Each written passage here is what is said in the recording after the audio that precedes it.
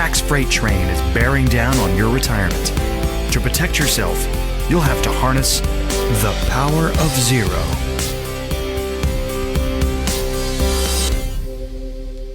Hello there, and welcome to episode 5 of the Power of Zero show. This is David McKnight, author of The Power of Zero.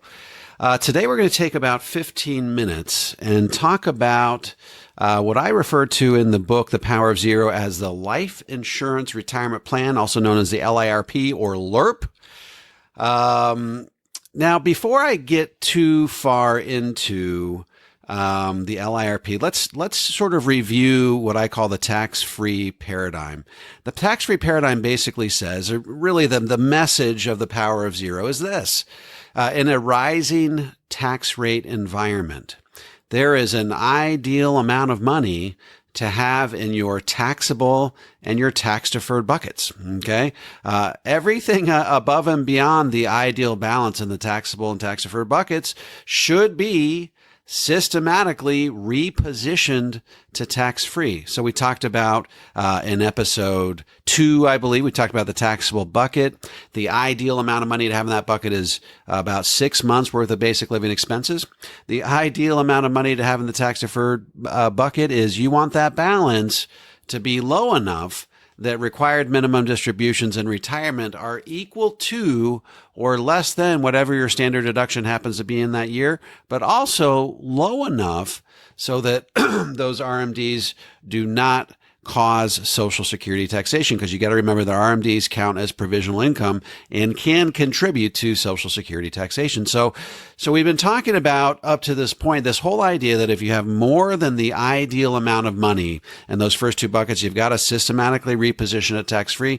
You don't want to shift it all in one year, because if it's a taxable event, you could rise dramatically and quickly in that tax cylinder, causing you to bump up into a tax bracket that gives you heartburn, and you don't want to do that. So you want to do it slowly enough that you get all the shifting done quickly enough that you get all the shifting done before tax rates go up in 2026, but slowly enough that you don't rise into a tax bracket that you're not comfortable with. So we've got a lot of shifting that's going on. Typically, when you have a Power Zero roadmap, you are shifting money systematically over a period of years. It's usually 5 to 8 years. If you want to learn more about that, of course, you can go to davidmcknight.com. That's davidmcknight.com. Sometimes, notwithstanding all of our efforts to get all of this shifting done through the more conventional avenues, such as Roth conversions and Roth IRAs and Roth 401k, so on and so forth, we have to avail ourselves of a different type of tax-free tool, and that's what I refer to as a life insurance retirement plan. So let me define the attributes of the life insurance retirement plan so that you can understand why you might want to consider using an LIRP as a complement, not as a replacement or a substitute for, but as a complement. Very important distinction, a complement to all of these other tax-free streams of income. So basically, an LIRP is a bucket of money that gets treated differently than all of the other buckets of money that we've talked about so far. Why? Because it's treated under a different section of the IRS tax code. What happens with this bucket is you put money in. As your money grows, your bucket begins to fill. Now, this money can grow in a number of different ways. We'll get into that a little bit later on, how your money grows. But the point is this. The growth of that money gets treated under a different section of the IRS tax code. What does that section of the IRS tax code say? Well, it says, first of all, that you are not constrained by the typical rules of accessibility that apply to 401ks and IRAs. It says that you, for example, can touch this money pre-59 and a half without penalty. So that's a big deal for somebody who wants to retire early, who would otherwise be subjected to what we call the blackout period. So for example, if you're 55 and you want to retire and you can't touch your 401k till 59 and a half, that could potentially be what we call a blackout period. There's no such thing with the LIRP. You can touch this money whenever you want. So it's very, very liquid. Second, you do not pay taxes on this money as it grows. So you're not going to receive 1099s when this money grows year in and year out. So it's very, very different from your taxable bucket. Next, when you take the money out, if you take it out the right way, you're going to take it out tax-free. In other words, it does not show up as reportable income on your tax return. So it's not reportable income to the IRS. And even more importantly, well, I would say, also, very importantly, it does not count as provisional income. In other words, it's not going to count towards the thresholds which cause Social Security taxation. So that's a huge and important and attractive attribute of the LIRP. Distributions from this bucket do not cause Social Security taxation. The IRS is also going to tell you that, hey, there's no contribution limits. In other words, you can put in as much as you want. I tell audiences frequently, I've got clients who do $50 a month, but I've also got clients that do $200,000 per year. Very interesting. The recent article on Jim Harbaugh over at Michigan. I think it's Jim, if not John, one of the Harbaughs, whoever's the head coach at Michigan. He was recently given, as part of his compensation package, a massive LIRP that's going to be distributing almost $1 million tax-free per year to him every year till he dies. So that's a big deal, especially if you're going to be in a high marginal tax bracket like Mr. Harbaugh likely will be.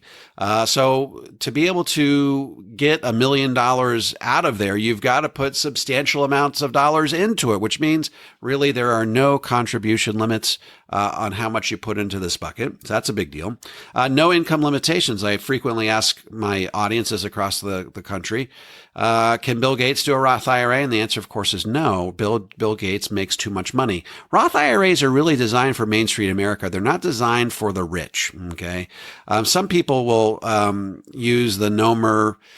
Sometimes people call it a misnomer, but the nickname of rich man's Roth or super Roth, that's not a technical attribute, but it does go some ways towards describing one of the attributes of the LIRP that wealthy people find attractive, and that's that there are no income limitations, meaning that the Roth IRA says that if you make more than $199,000 of modified adjusted gross income in any given year, you can no longer contribute, as a married person, you can no longer contribute to a Roth IRA. Okay, that's a big deal because if you're making a lot of money and you need to put a lot of money away, you're not going to make very much headway with a Roth IRA. It's not going to be very impactful. I joke that it's like rearranging deck chairs on the Titanic. You just can't get that much money into a Roth IRA if you've got lots of shifting that needs to be done, or you've got lots of income that you need to stash somewhere. So the LIRP's got no income limits.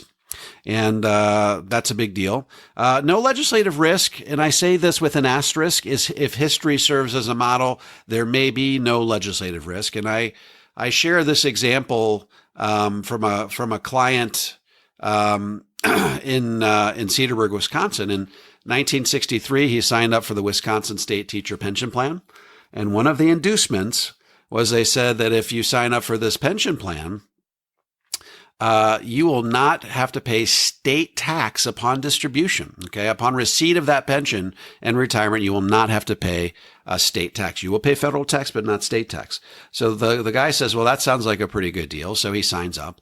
Well, guess what? The very next year in Wisconsin, 1964, they changed the rule. They said, now we will tax these plans at the state level in retirement. Well, guess what? Fast forward 30 years, he gets his first Wisconsin state teacher pension check. Do they take out state tax? The answer is they do not.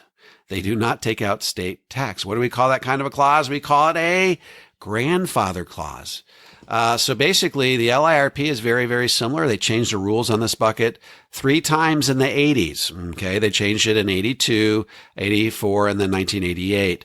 But basically, what the IRS said when they changed the rules is they said, hey, look, there's going to be a grandfather clause here. Basically, if you have this plan in place before the rule change, we are going to let you keep it and continue to contribute to it under the old rule for the rest of your life. It used to be that there were much looser limitations, for example, on how much money you could put into these buckets. In fact, I will occasionally come across a client that got his LIRP prior to, say, 88 or 84, and he basically gets to be treated under that old rule, which means he can put in a lot more money than you and I could put into these things today. Now, when I say that there is a contribution limit that there are no contribution limits. That contribution limit is always tied to your death benefit. So the more you want to put into this bucket, the higher your death benefit has to be. So there's a relationship between how much money you put in versus what your death benefit is. Okay, so legislative risk basically says that if history serves as a model, if they were to change the rule on this sometime that's down the road, and I'm a firm believer that at some point they will, simply because as we slowly go broke as a country, they will be looking in all quarters for more revenue. And I think that one of the places they may look is the tax exemption for life insurance. So get it while you can. The hope here is that if history serves as a model, if you have it in place before the rules change, you can keep it and continue to contribute to it for the rest of their life. That's a big deal. Because think about it this way. If you had a Roth IRA and they changed the rules on the Roth IRA, they would likely allow you to keep whatever's in your Roth IRA and continue to distribute from it tax-free, but you would not likely be able to continue to contribute to it over the life of your accumulation period and then your distribution. So that's another big deal, is that if history serves as a model, you'll be able to continue to contribute to it even if the rules change. So some people look at this, they say, gosh, Dave, this is like the alignment of the stars. This is like all of these attributes in one growth vehicle. How is that possible? Well, you got to remember that the IRS says that if they're going to give you access to an unlimited bucket of tax-free dollars, they're going to require that there be a cost of admission. Okay. What do I mean by cost of admission?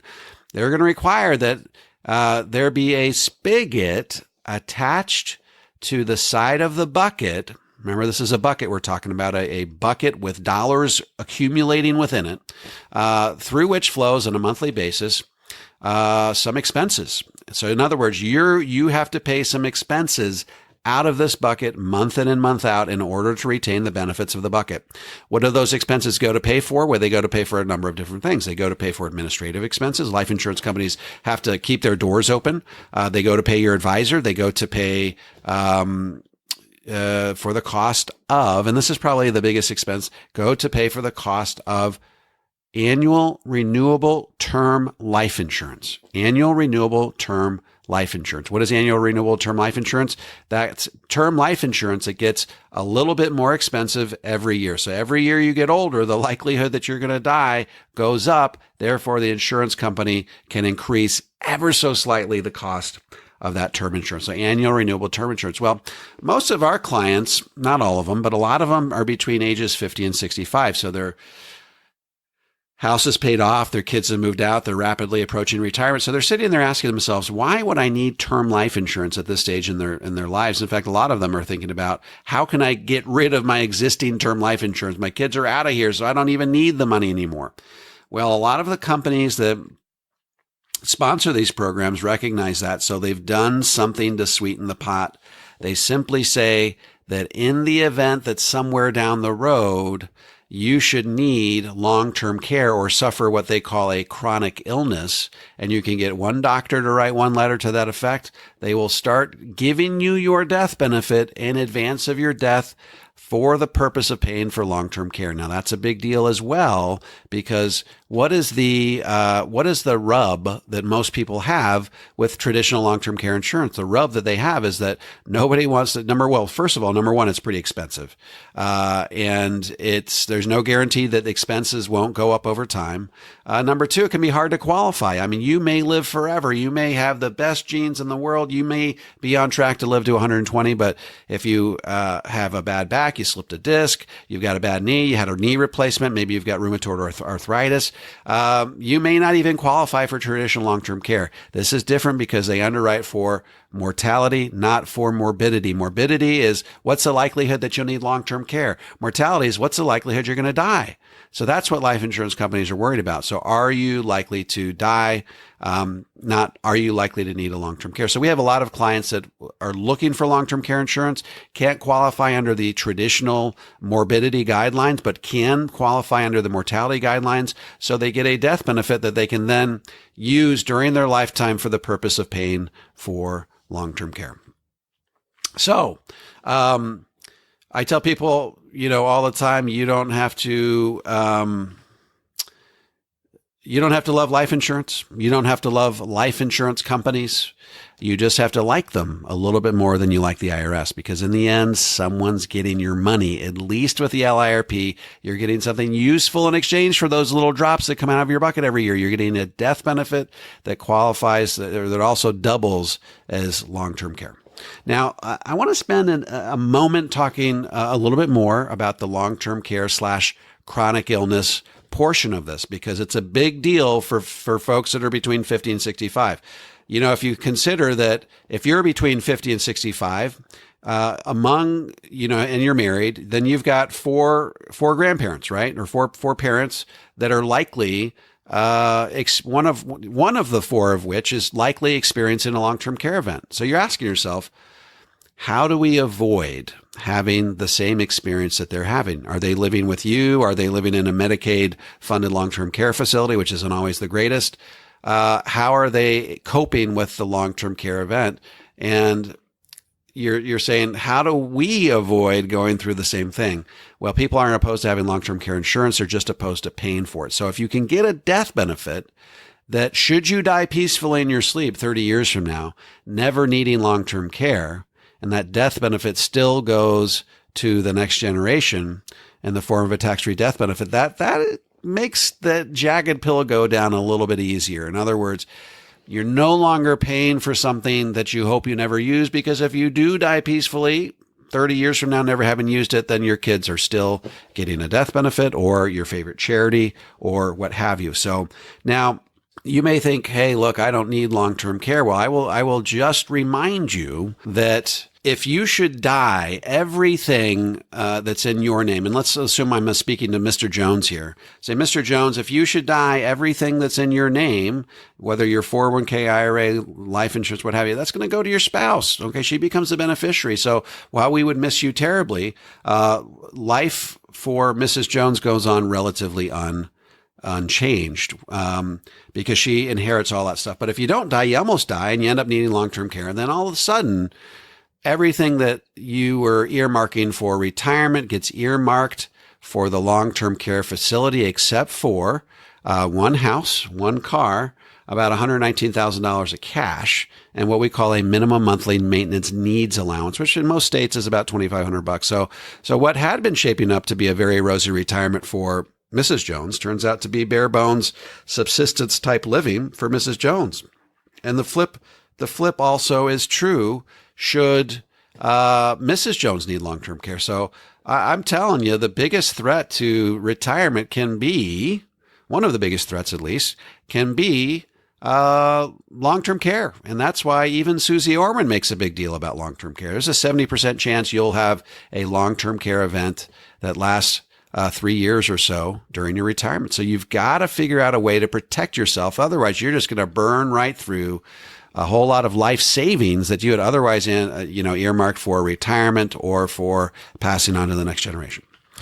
Okay, so that's the long-term care piece. It's a huge part of it. I would say half of the people that I see utilizing an LIRP utilize it because of the long-term care features. Okay, it's an incredibly attractive feature to be able to spend your death benefit in advance of your death for the purpose of paying for long-term care. Really, really big deal. Okay.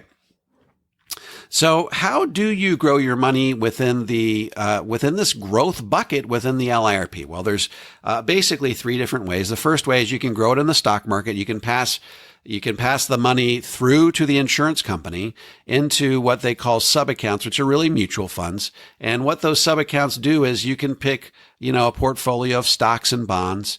And that money will grow in a very similar way as it might in your 401k. Okay. So you can basically grow that money in a variable type setting where you can gain money, you can lose money. This is not my favorite way to grow money because there are some issues. If you should lose, say, 35% in 1 year, like people did back in 2008, then what that does is it actually increases the amount of insurance that you're paying for that next year, okay, which causes the drops in your bucket to get bigger. Well, what happens when the drops in your bucket get bigger? Well, your bucket sinks faster, okay, which causes an even greater cost of insurance that subsequent year. So you can really go into a death spiral if you're not careful with the VUL. It's got to be funded properly.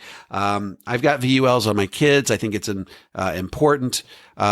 Can be an important way if you've got a really long investment horizon and you start when you're relatively young. But I think that at the age of about 50, I stop looking at that variable strategy and I start looking at the next two strategies, one of which is that you can grow your money in the general portfolio of the insurance company. Now, if their insurance companies are good at doing one thing, it's mitigating risk.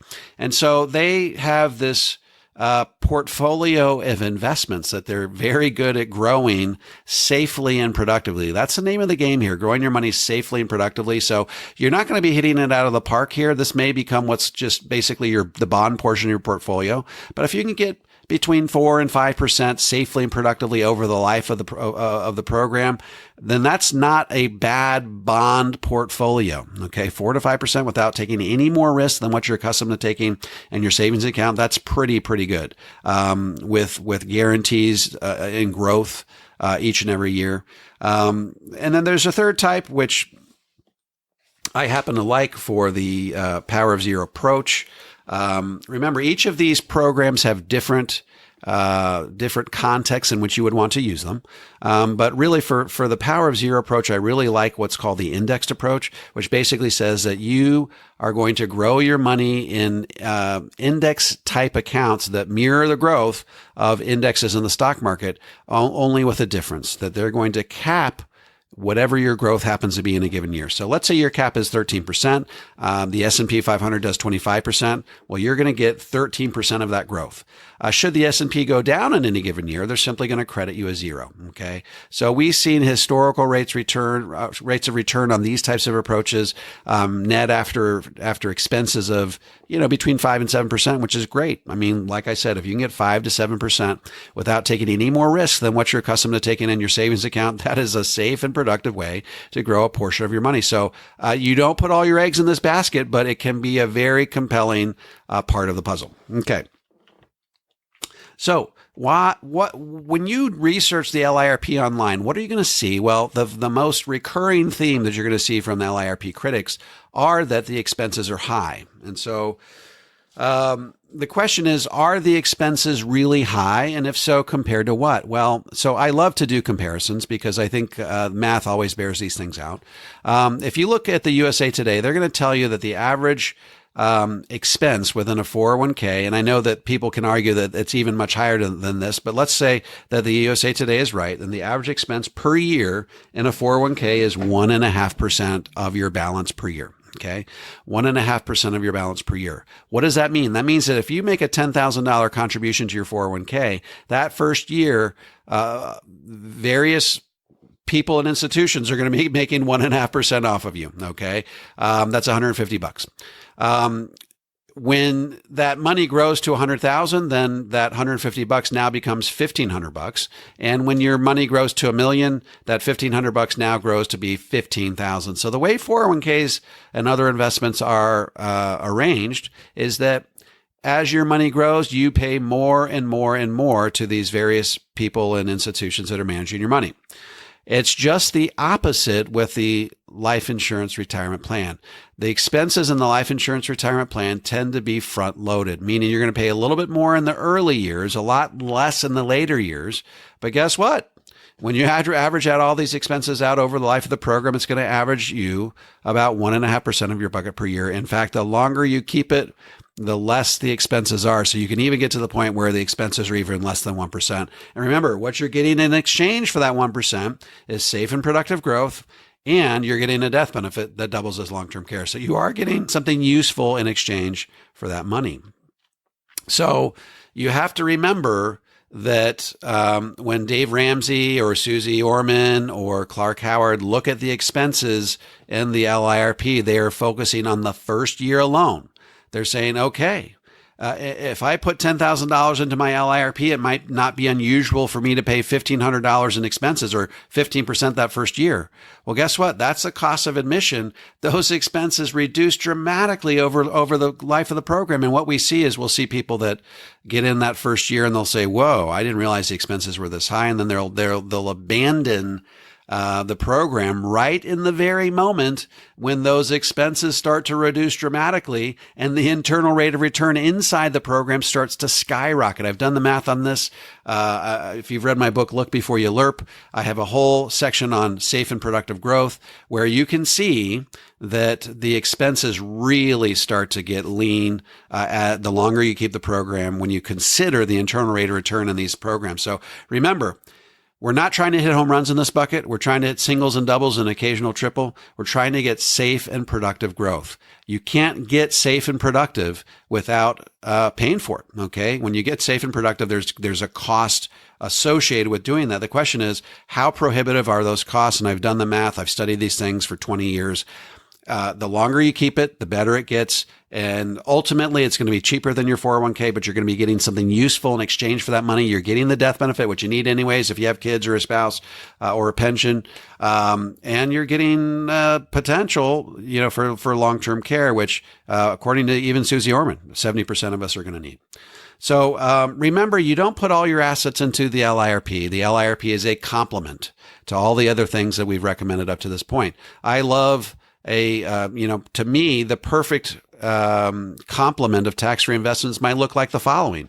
It might look like, some money goes towards a Roth IRA, some goes towards a Roth conversion, some goes towards a Roth 401k. Maybe through the Roth conversions, you reduce your IRA down to the point where RMDs are now tax-free.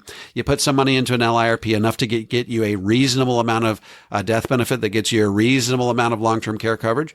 And then if you do all of those things in just the right amounts and just the right combination, then your Social Security can also be tax-free. And if you have tax-free, what tax bracket does that put you in? It puts you in the 0% tax bracket. And I love the 0% tax bracket because if tax rates double, 2 times 0 is still 0. Anyway, folks, that is all for today. I know I went longer than I said I would, but I get excited when I talk about the LIRP because I think it's a great complement to the mix of other tax-free investments. So we will look forward to seeing you on the next episode. I appreciate you spending some time with me. We'll talk to you soon.